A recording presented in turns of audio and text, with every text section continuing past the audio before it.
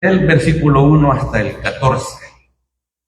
Cuando pues el Señor entendió que los fariseos habían oído decir, Jesús hace y bautiza más discípulos que Juan, aunque Jesús no bautizaba, sino sus discípulos, salió de Judea y se fue otra vez a Galilea, y le era necesario pasar por Samaria.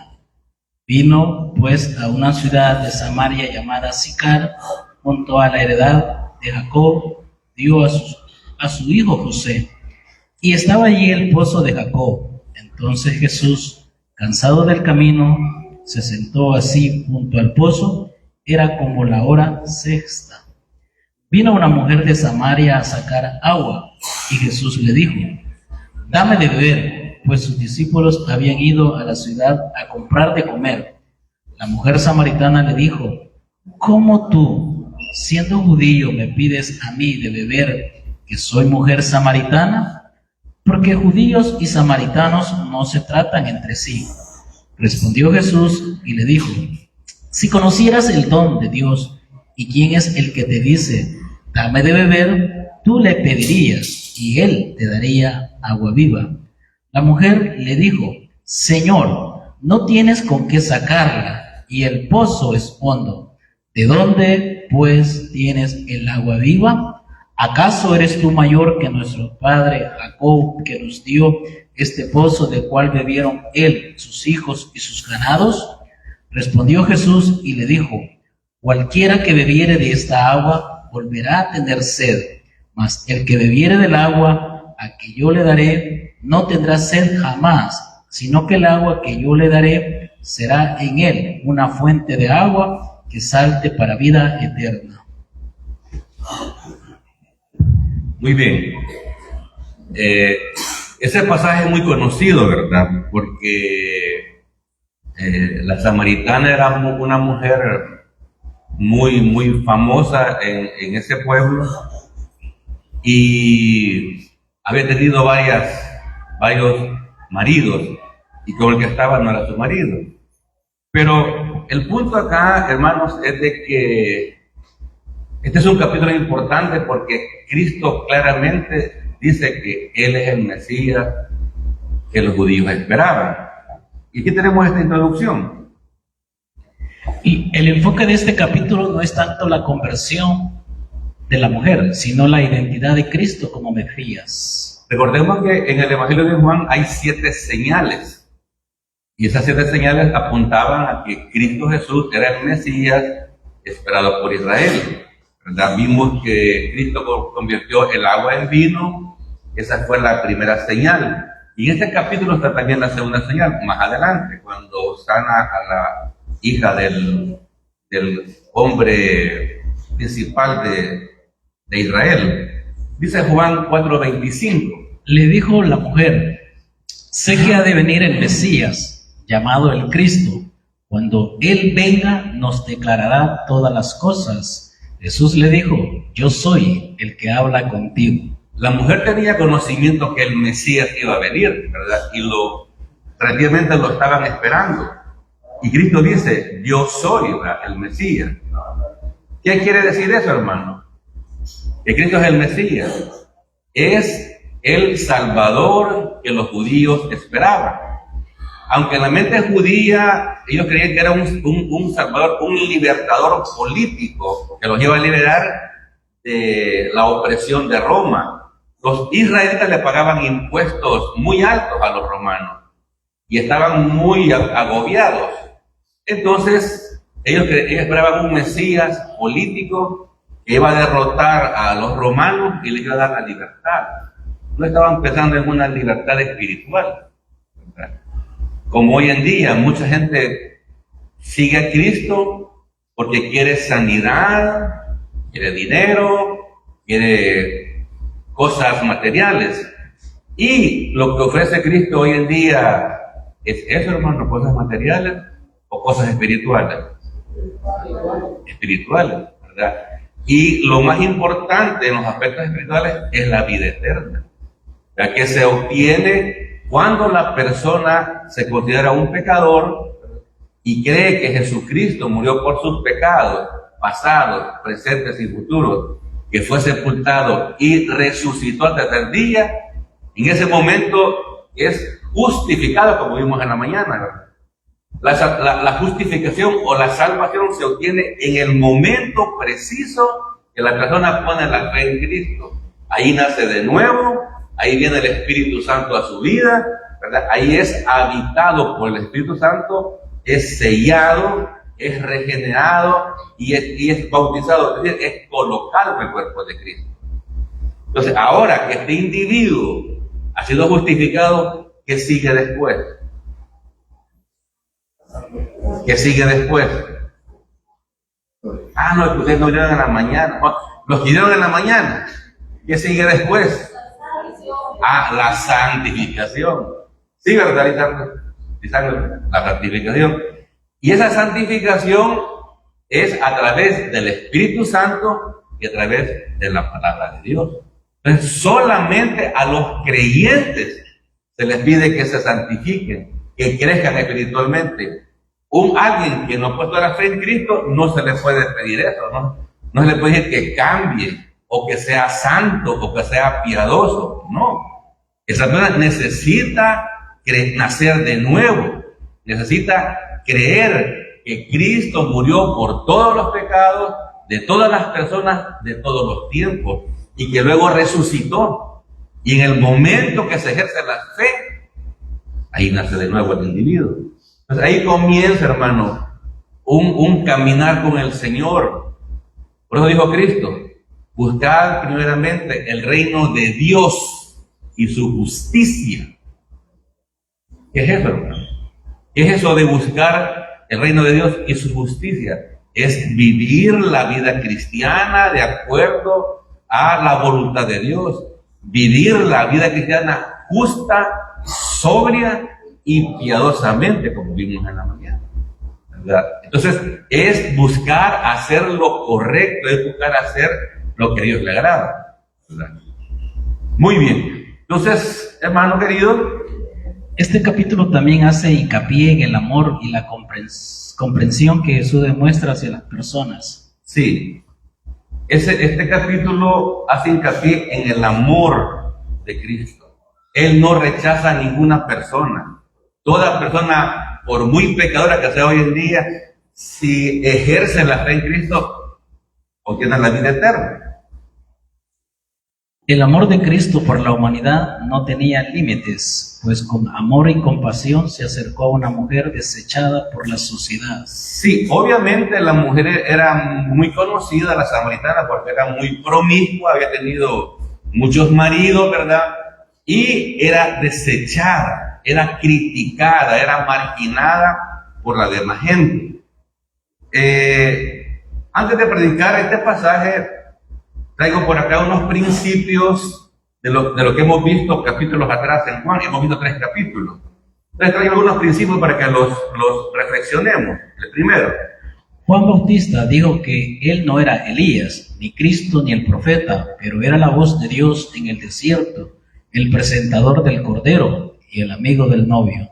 Ajá. Juan el Bautista fue que le presentó a sus discípulos, cuando apareció Cristo por ahí: he aquí el Cordero de Dios que quita el pecado del mundo. O sea, en otras palabras, estaba introduciendo al Mesías, que tampoco ni Juan no lo había entendido muy bien, pero Juan el Bautista lo presentó.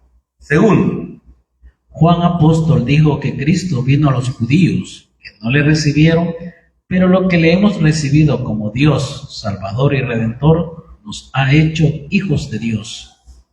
Recuerda que el capítulo 1 dice: a los suyos vino y los suyos no le recibieron, mas a todos los que le recibieron, a los que creen en su nombre, les dio la potestad de ser. ¿Ustedes han creído en Cristo? Ustedes son hijos e hijas de Dios por la fe. Por la fe. No es por las obras, porque por gracia sois salvos por medio de la fe, y esto no de vosotros, pues es un don de Dios, no por obras, para que nadie se gloríe. Número 3. Jesucristo convirtió el agua en vino para satisfacer a muchos en la boda, pero derramó su vino bendito para pagar por todos nuestros pecados en la cruz. Por eso es que el vino en la Biblia es símbolo de la sangre de Cristo. Entonces Cristo derramó su preciosa sangre en la cruz, ¿verdad?, para pagar por los pecados. En el pasaje de los comerciantes del templo que vendían animales y cambiaban dinero, contrasta con la salvación por medio de la gracia de Dios. En los tiempos de Cristo ya había gente que hacía negocio con la religión, ¿verdad? Y la gente se enriquecía dándoles falsa esperanza a la gente. Como hoy en día, ¿verdad?, que muchos predican para hacer dinero.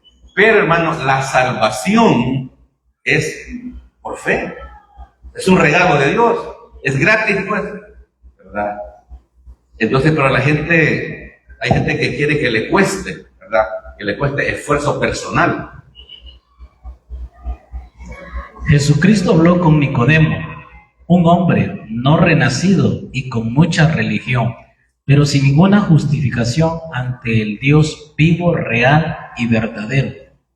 Así como Nicodemo, hay muchas personas que asisten a iglesias equivocadas, ¿verdad?, y que hacen muchos ayunos, muchos ejercicios religiosos. Nicodemo, hermano, tenía mucha religión, pero sin ninguna justificación, o sea, sin salvación, ¿verdad? O sea, van a iglesias porque creen que si asisten y se portan bien, van a ser salvos. ¿No? La salvación no es por portarse bien, es por fe, es solo por la fe, es solo por la gracia, es solo por Cristo, es solo por la palabra y solamente para la gloria de Dios. Cristo Jesús habló con una samaritana que tenía fama de muy pecadora, pero nuestro maravilloso Señor fue tentado en todo, pero sin pecado personal. Era un contraste, una mujer muy pecadora y nuestro Señor, que dice la Biblia, que fue tentado en todo, pero sin pecado. O sea, Él pudo cargar todos los pecados de todas las personas de todos los tiempos. Era un cordero sin mancha. Y por último, el Señor Jesús no fue racista. Le pidió agua a la mujer de Samaria, aunque Cristo no vino para ser servido, sino para servir y dar su vida en rescate de todo el mundo. Exacto. Cristo no era racista como son los judíos actuales, ¿verdad? Y le pidió agua a la mujer, aunque Cristo no vino para ser servido, sino para servir y para dar su vida para redimir a todo aquel que quiera. Bien, hoy sí, esto nos lleva a Juan 4, versículos 1 y 2. Cuando pues el Señor entendió que los fariseos habían oído decir Jesús hace y bautiza más discípulos que Juan, aunque Jesús no bautizaba sino sus discípulos. Juan, cuando usa la palabra Señor para Cristo, es porque él va a desarrollar en todo el libro la doctrina de la deidad de Cristo, o sea, de que Jesucristo es Dios. Dije el domingo pasado que este libro es un libro de alta cristología, es decir, habla mucho, enseña mucho la doctrina de que Jesucristo es Dios, ¿verdad? Por eso Él podía pagar por nuestros pecados. Entonces Él introduce levemente ese concepto con la palabra Señor, o sea, refiriéndose a Jesús. Entendió que los fariseos habían oído decir. ¿Cómo lo supo? Cristo era omnisciente, Él lo sabía todo, Él Dios. Entonces, ¿qué habían oído los fariseos? Que Jesús hace más discípulos que Juan.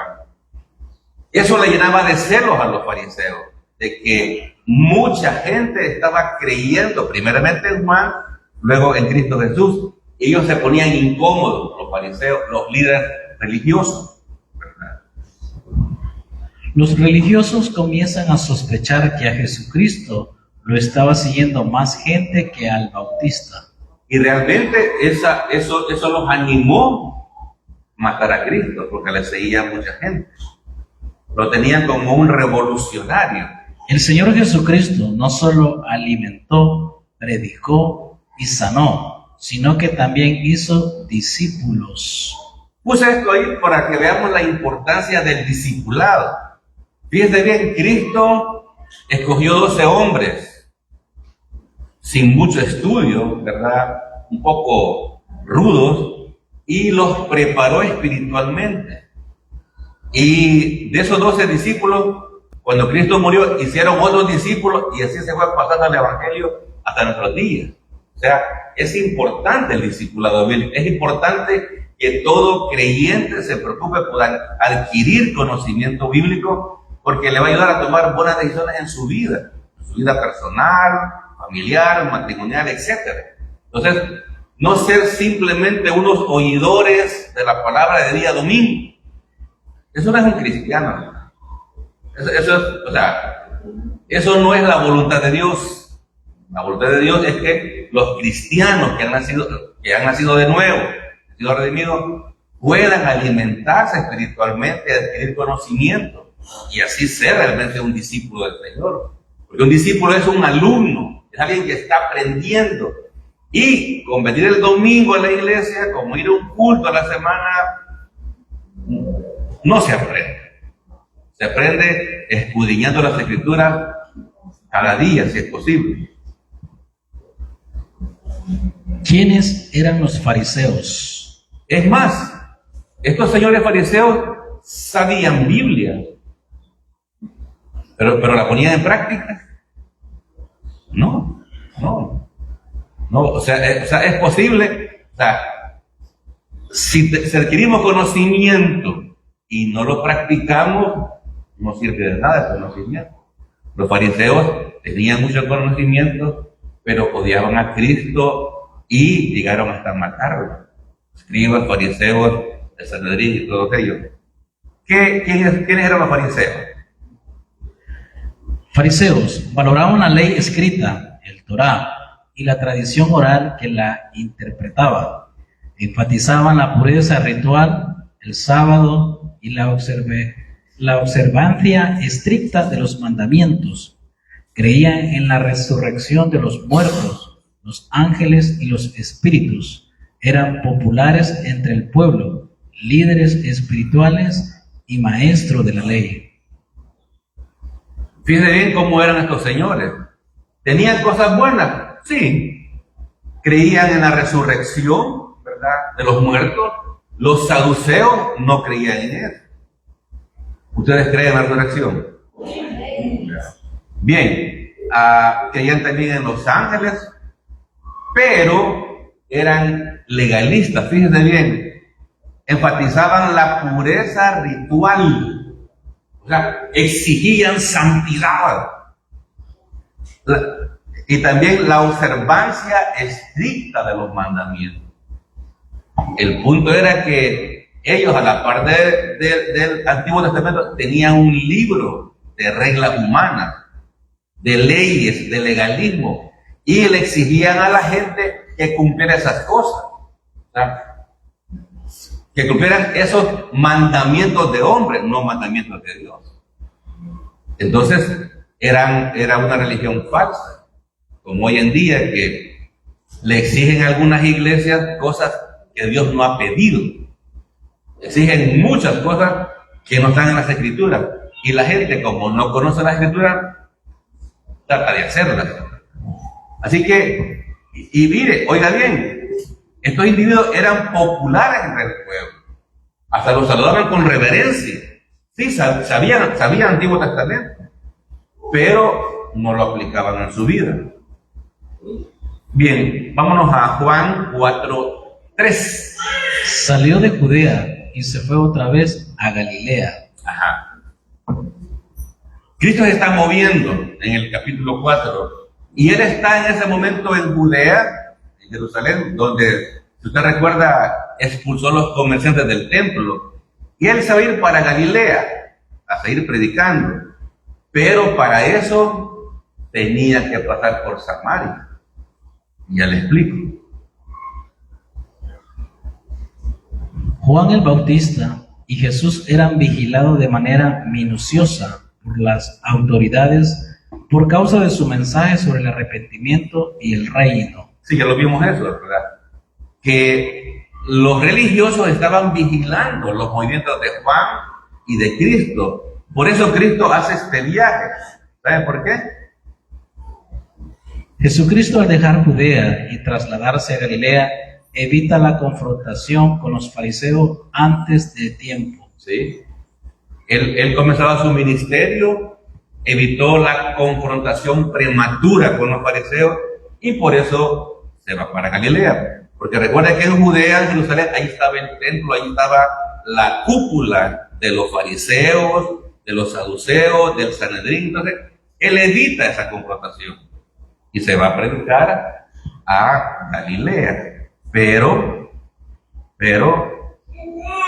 aquí está Judea, Judea, no estaba Jerusalén, y él iba para Galilea. Pero esto amarillo que está aquí era Samaria. Lo normal que un judío hacía en este tiempo para hacer este viaje era llegar aquí y rodear Samaria para irse para Galilea. O sea, se le llamaban de muy escrupulosos espirituales. No querían ni pasar por ahí, por fariseo, por Samaria, porque ellos consideraban a los samaritanos como inmundos, como gente sumamente pecadora, y los evitaban. ¿Qué cree usted que hizo Cristo? Pasó por Samaria. Y le era necesario pasar por Samaria. A Cristo. Él no rodeó. Él, como Dios omnisciente, sabía que a las 12 del día, de un día terminado, iba a llegar a una mujer ahí que necesitaba ser salva, como cualquier persona. Él entendió esa cita y pasó por Samaria. Pero, ¿sabe usted cómo surgió Samaria?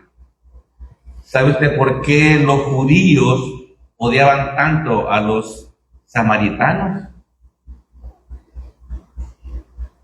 A mí me sorprendió porque yo había estado en una iglesia varios años y yo no sabía, y había leído toda la Biblia varias veces. Por eso me gusta explicar esto a mí, porque yo había leído la Biblia y hasta que llegué al seminario me explicó uno de mis maestros cómo surgió Samaria, por qué pasó esto, cómo fue que el reino de Israel se partió. Y esto es lo que voy a explicar ahorita. ¿Cómo nació Samaria? Saúl, David y muerte del rey Salomón. Ajá. ¿Conoce a esos señores usted? Cuando se forma la nación de Israel, ¿verdad? El primer rey de Israel fue Saúl. Y quiero aprovechar esto para complementar lo que hablé en la mañana. ¿Fue Saúl un buen rey? No. ¿Qué hace Dios cuando uno de sus hijos se porta mal? Lo disciplina. Lo disciplina. Y eso está en el Antiguo Testamento. Y hermano, para conocer bien el carácter de Dios como Padre, no hay nada como el Antiguo Testamento.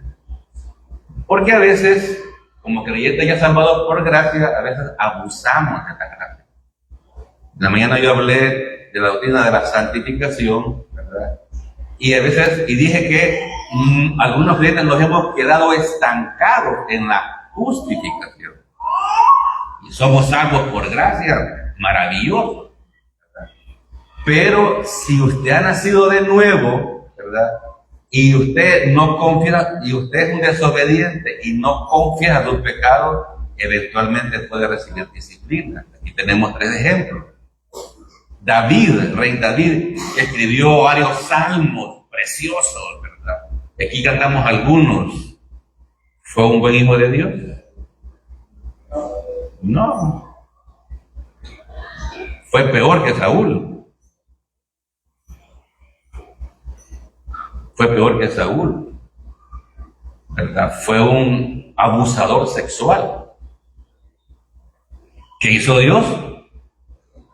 Lo disciplinó, como suele hacerlo, ¿verdad? Entonces, no es de que ya fue justificado y voy a vivir como me dé la gana. No, no has entendido el Evangelio.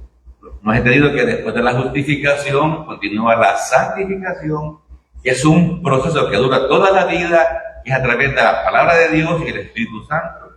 Y si no crecemos espiritualmente, también es desobediencia. Saúl, David y Salomón fue buen hijo de Dios. No fue buen hijo de Dios. No, era un adúltero. Tenía 300 mujeres y 500 concubinas.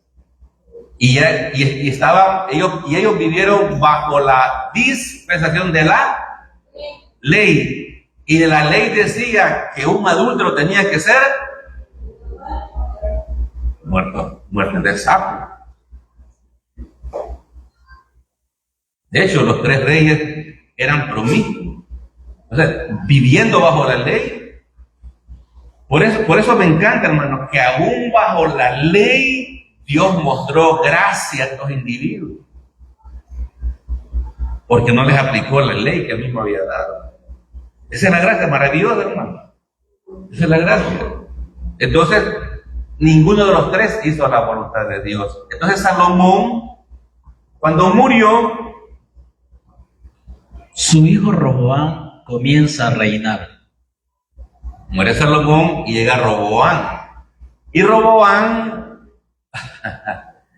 se le ocurre la brillante idea de aumentarle los impuestos al pueblo. Y eso es lo que más le puede molestar a un pueblo. Pagar más para que el dinero se fume, se pierda. Y en base a eso, hermano, aparece un personaje. Israel se divide en Israel y Judá. A raíz de esos impuestos viene un hombre llamado Jeroboam. Jeroboam llega a ser rey en Israel. Ajá.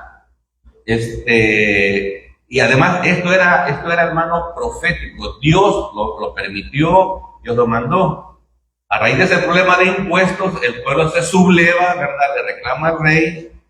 Y entra en acción Jeroboam, un individuo que andaba huyendo por ahí, y un profeta le dice que a él se le van a entregar las 10 tribus.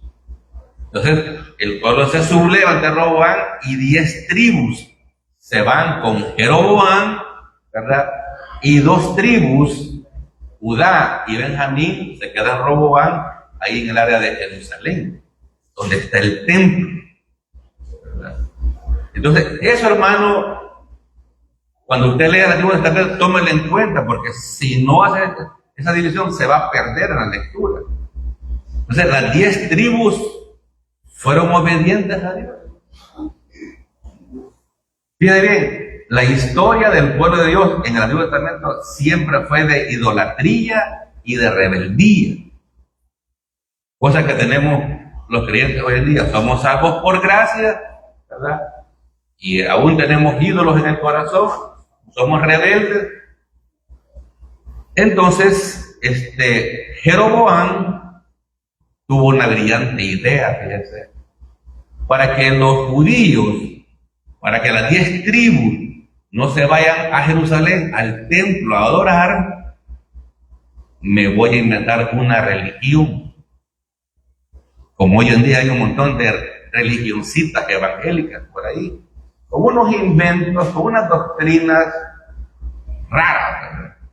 Entonces, Jeroboam hizo esto. Manda hacer 2 becerros de oro, Betel y Endán. Así. Pensando en eso, hermano, el ser humano en los aspectos espirituales es bien sencillo. Este individuo hace 2 becerros. Él era el rey, ¿verdad? Y solamente porque un rey mande a adorar un becerro, la gente tiene que hacerlo, hermano. Pero ellos lo hicieron, porque tenían un corazón idólatra. Ellos querían un Dios que se pudiera ver, ¿verdad? Y además de eso, inventó sacerdotes de cualquier tribu y hasta fechas específicas de adoración. Y la gente lo seguía al pie de la letra, hermano. O sea, en otras palabras, se rebeló abiertamente hacia Dios, a 10 tribus. ¿Qué hizo entonces Dios? La mayoría de los reyes de Israel fueron malos. Sí. Si algún día leer el Nuevo Testamento, la mayoría de los reyes de las 10 tribus fueron malos, comenzando por Jeroboam. Dios los disciplina por medio de Asiria. Ajá. Como los 10 tribus se rebelaron ante Dios, ¿qué hace Dios? Les envía a Siria y los mata a la mayoría de personas, a los jóvenes se los lleva cautivos, y ahí queda un poquito de gente en esos territorios, ¿verdad? A tal grado que habían muchos animales que se devoraban a las personas. Entonces le piden al rey de Asiria que mate alguna gente para ahí, para que no esté tan despoblada ahí la gente, el lugar. Y van algunos asirios, algunos judíos, y empiezan a mezclarse asirios con judíos. Y de ahí sale la raza de los samaritanos, que los judíos los odiaban. ¿Por qué, hermano? Porque Dios había dado la orden que los judíos no tenían que mezclarse con ninguna raza, que los hombres judíos no tenían que casarse con mujeres de otras naciones, y también las mujeres no tenían que casarse con hombres de otras naciones. Entonces era algo que Dios había mandado, y esta gente no obedeció, se mezclaron y nacen los samaritanos. De la unión de judíos y asirios surgen los samaritanos. Y por supuesto, más que todos los judíos odiaban a los samaritanos. De hecho, los consideraban gentiles, y los judíos llamaban a los gentiles perros. Era un racismo extremo. Bien, dicho esto, hermanos, continuamos con Juan 4:5. Vino pues a una ciudad de Samaria llamada Sicar, junto a la heredad que Jacob dio a su hijo José. Entonces Cristo ya está ahí en Samaria, ¿verdad? Está en Sicar, una ciudad de Samaria, y va a la heredad que Jacob le dio a José, ¿se acuerdan? Bueno, esto nos recuerda el libro de Génesis. Usted ya leyó el libro de Génesis, ¿verdad? Bah, pecado sería que no lo haya leído. Entonces, hermano, esa historia está en el libro de Génesis. Esta heredad era la que Jacob había comprado a los hijos de Amor y luego se la dio a José. Bueno, pero para refrescarle la mente, ¿cómo nace el pueblo de Dios? ¿Cómo nace el pueblo de Israel? Nace cuando Dios llama a Abraham, ¿verdad? Abraham tiene un hijo que se llamaba Isaac. Isaac tuvo un hijo que se llamaba Jacob y Esaú. Entonces, aquí tenemos a Jacob, ¿verdad? Que peleó con Dios y se le cambió el nombre de Jacob a Israel, que significa el que lucha con Dios. Y de ahí nace la nación de Israel, el pueblo de Dios, ¿verdad? Entonces Jacob tuvo 12 hijos, y el que más fue exaltado por Dios fue José, y él se le dio esta propiedad, ¿verdad? Que los samaritanos se sentían orgullosos por ese pozo. Ya vamos a ver por qué. Un contraste muy importante. Sí, aquí tenemos en este versículo un contraste bien importante. Un creyente puede ser desobediente u obediente. Cada creyente escoge cómo vivir la vida cristiana. Por ejemplo, Un creyente desobediente, Jacob. Jacob, ¿ha leído? Por eso pregunté, ¿ha leído Génesis? Ahí tiene usted un ejemplo de un creyente muy desobediente que fue disciplinado por Dios. O sea, eso es lo que hace. Dios, hermano, disciplina a sus hijos a su manera y a su tiempo, no como uno quiere, ¿verdad? Pero es una realidad eso. Y también tenemos un ejemplo. Un creyente obediente, Sí. José. José. Le digo esto para que lo considere. Hablamos en la mañana, el próximo año usted quiere ser un creyente desobediente u obediente. Usted va a escoger.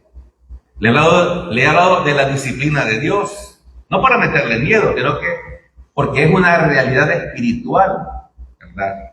La disciplina de Dios, que porque a veces las cosas no nos salen bien, porque no tenemos gozo en la vida, porque siempre estamos con los mismos problemas de siempre. Dice la palabra que el que está en Cristo, nueva criatura es, tiene una nueva vida, tiene un nuevo estilo de vida, no el antiguo, no aquel estilo corrupto que teníamos antes. Eso me lleva a Juan 4:6. Y estaba allí el pozo de Jacob. Entonces Jesús, cansado del camino, se sentó así junto al pozo. Era como la hora sexta. Bien, el lugar del pozo de Jacob, ya dijimos, ¿verdad? ¿Cómo estaba Cristo? Estaba cansado, ¿verdad? Juan también resalta la humanidad de Cristo. Recuerde una cosa, una doctrina básica es que Cristo Jesús fue 100% hombre y 100% Dios. Aquí está resaltando Juan la humanidad de Cristo. Se cansó. Cristo se cansó, Cristo lloró cuando murió Lázaro, Cristo sintió hambre, hombre 100%. Y nunca utilizó su poder para beneficio personal, pero sí lo ocupó para ayudarle a otras personas. Entonces, era la hora sexta. ¿Qué significa eso? Según el calendario judío, eran las 12 del mediodía, porque para ellos las 6 de la mañana era la primera hora del día. A las 6 horas, 12 del mediodía. O sea, ahí se da esa escena. ¿Por qué? Debido a que el Verbo se había hecho carne, también padecía las limitaciones físicas de su humanidad. Sí, el Verbo es Cristo, ¿verdad? Era carne, ya lo expliqué, ¿verdad?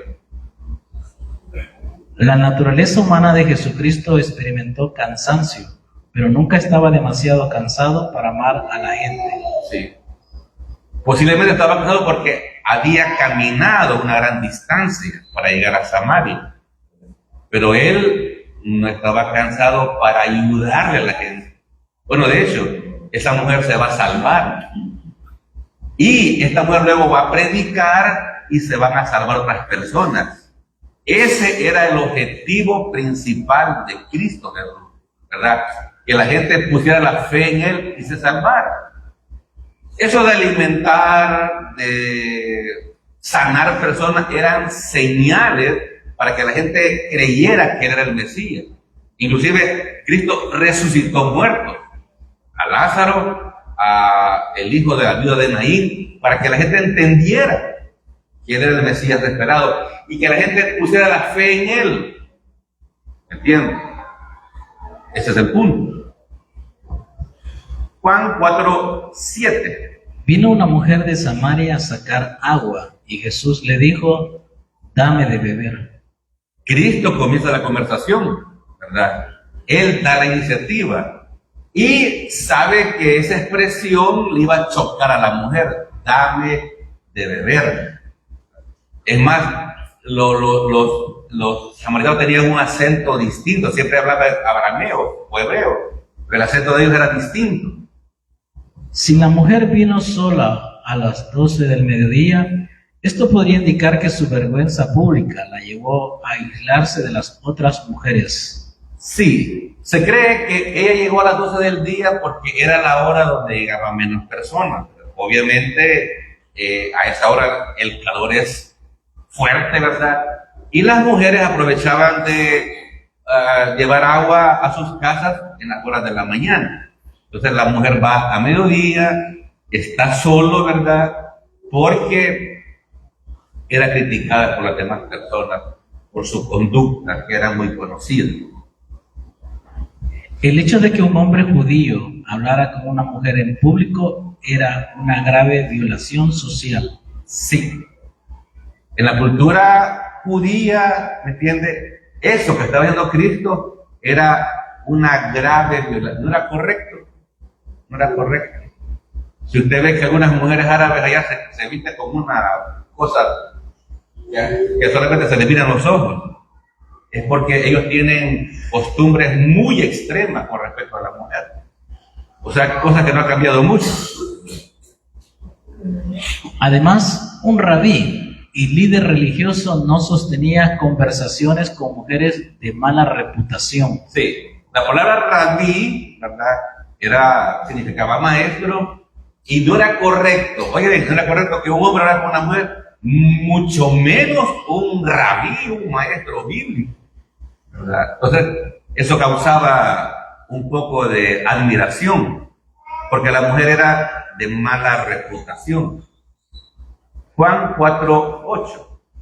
Pues sus discípulos habían ido a la ciudad a comprar de comer. Sí, Cristo estaba solo con la mujer, por eso es que no era, ¿cómo se llama?, correcto que ocurriera eso. Ellos habían ido a comprar a comer, y eso también significa algo importante. Jesucristo y sus discípulos, al estar dispuestos a comprar comida a los samaritanos, no siguieron algunas de las leyes impuestas por los judíos, más estricto, que prohibían tomar alimentos de manos de samaritanos viles.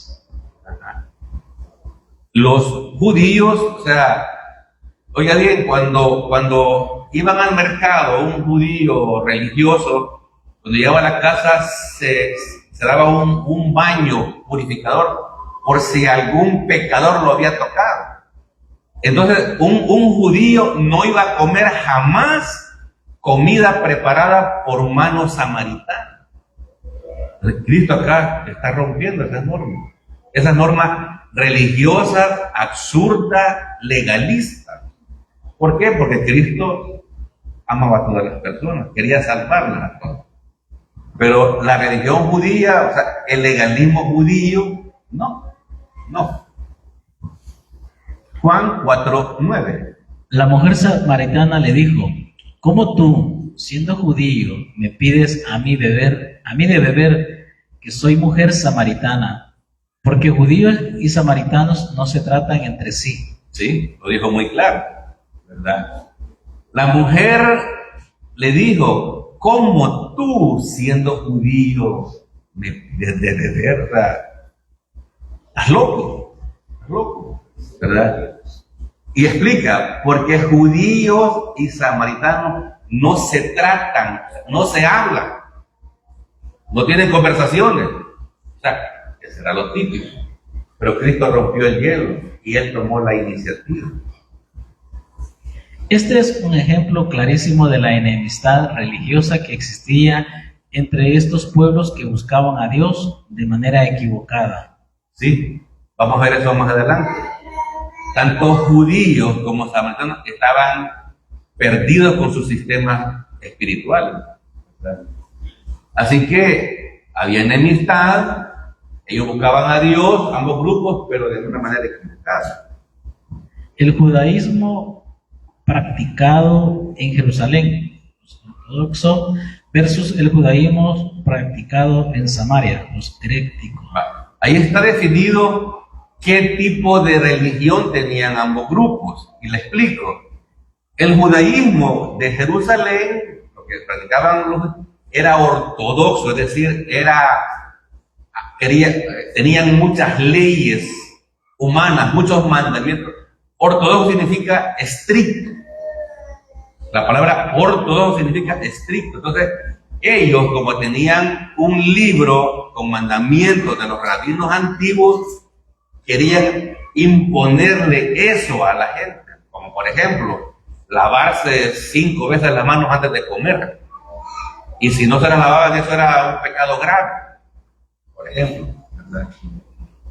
Entonces, hermano, por eso que los fariseos le exigían a la gente hacer cosas, ¿verdad? A mandarle cosas. Y sin embargo, era equivocado. La religión practicada por los samaritanos era herético. ¿Por qué? Porque los samaritanos solamente aceptaban los primeros 5 libros de la Biblia. Y tenían dioses pequeños que se llamaban terafines. O sea, adoraban a Dios y a sus dioses pequeños. Era herético, era falso, ¿verdad? Pero fíjense, Juan 4:10.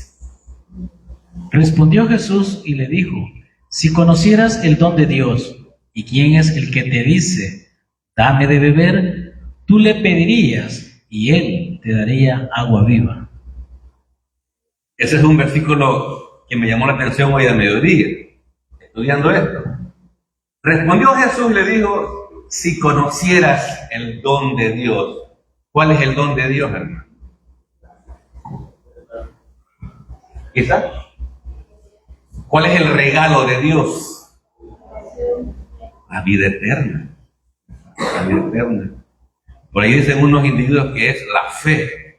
No.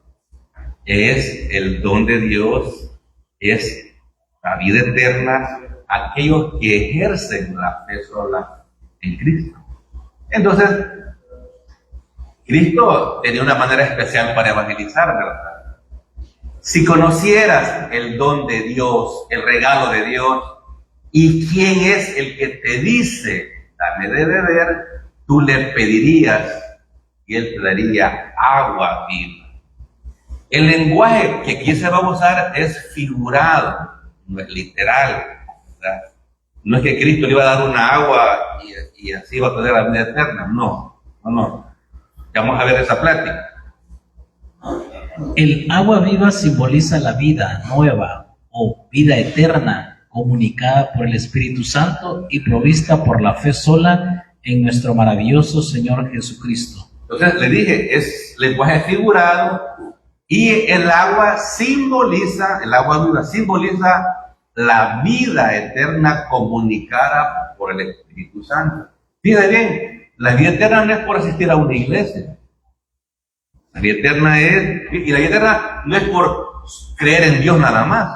No. La vida eterna es cuando se pone la fe en Cristo y ahí viene el Espíritu Santo a la vida de la persona. Eso lo constituye hijo de Dios.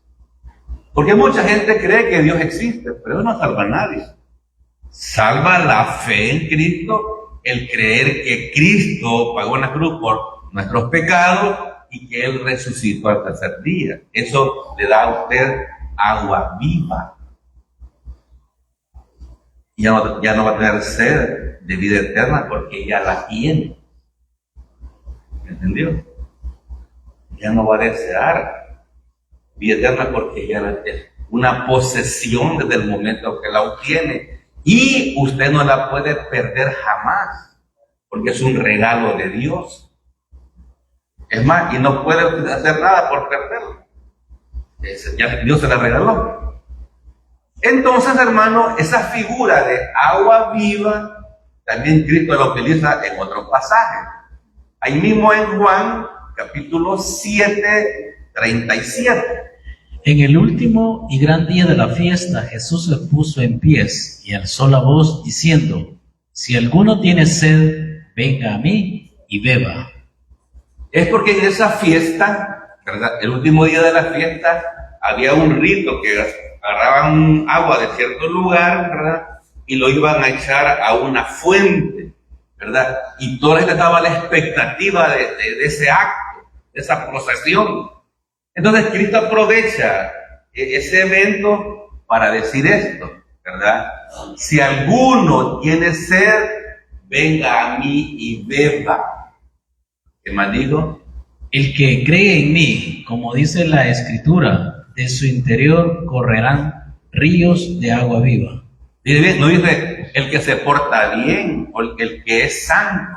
No, el que cree en mí, como dice la Escritura del Antiguo Testamento, de su interior correrán ríos de agua viva. ¿Y qué es ese río de agua viva, hermano?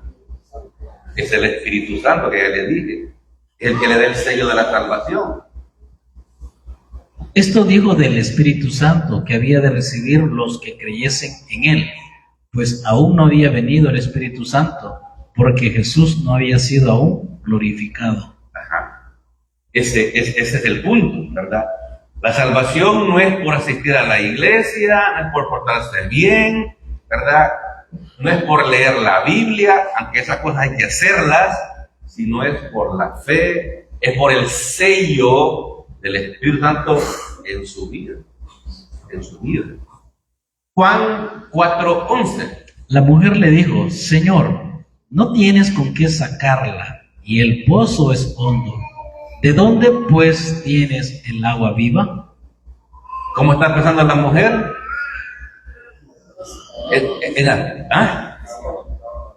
Sí, físicamente, en agua material, no en agua espiritual, ¿verdad? Entonces, el pozo es hondo, Señor, ¿cómo vas a sacar esa agua?